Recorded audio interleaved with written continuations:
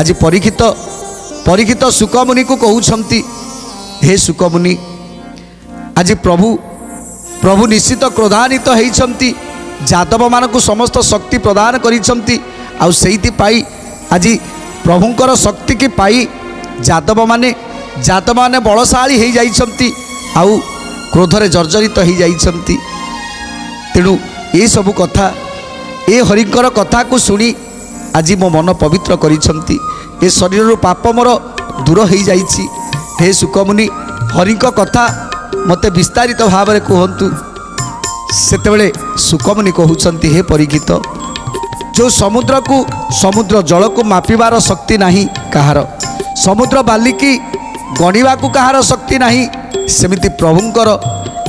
गुण कीर्ति वर्णिबा को शक्ति मोर बा कहीं से शक्ति जे प्रभुंकर गुण कीर्ति वर्णना करी आउ कौन कहउछंती बाली बंदे सात सिंधु पारिब के बांधी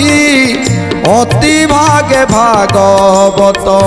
पुराण पयोधी अति भागे भागवत पुराण पयोधी अति भागे भागवत पुराण पयोधी अदृष्टि अश्रुति असंभव एई बाणी अनेक जन्मर पाप ध्वंस हुए शुणी अनेक जन्मर पाप ध्वंस हुए शुणी अनेक जन्मर पाप ध्वंस हुए शुणी। आज सुकमुनि कहउछंती हे परीक्षित जहाँकर कथा अनंत जहाँकर गुण कीर्ति अनंत तेणु तार अंत नाही तेणु तार वर्णना करिबो बाकी तेणु ए भागवत ए पुराण ए अष्टादश पुराण ए होउछि मुक्तिर मार्ग जो पुराण शास्त्र को अध्ययन कले मुक्ति मिली थाए आज से भागवत को तमें श्रवण करुच परीक्षित तेणु तमें होउछ धन्य जे जे कई श्रोता जने मन ध्यान देई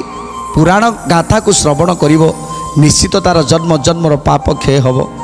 इदं प्रतिवाक्ये कहती जे सुख जति सुन तुए सावधाने पंडु पण नाती गोविंद माधव कृष्ण श्री मधुसूदन गोविंद माधव कृष्ण श्री मधुसूदन। तेणु आज परीक्षित सुकमुनि ठारू जो भागवत श्रवण करुछंती भागवत शुणिला परे जन्म जन्मर पातक तांकर क्षय हो जाउछि। तेणु आज सुकमुनि सुंदर भाव में वर्णना करी कहिछंती परीक्षित महाराजा को हे परीक्षित जेतेबेले जरासंधर सैन्य सामंत माने निहत हो जाइछंती रक्तर नदी बही जाउछि सेतेबेले आज उग्रसेन सहित समस्त जादव माने अति आनंद होउछंती आउ एथर धीरे धीरे उग्रसेन तांको सैन्य सामंत को धरी आग को माड़ी आसुछंती तांको सहित भेट हो गला दमघोषंकर तेणु दमघोषक सहित आज उग्रसेन राजा युद्ध करुछंती।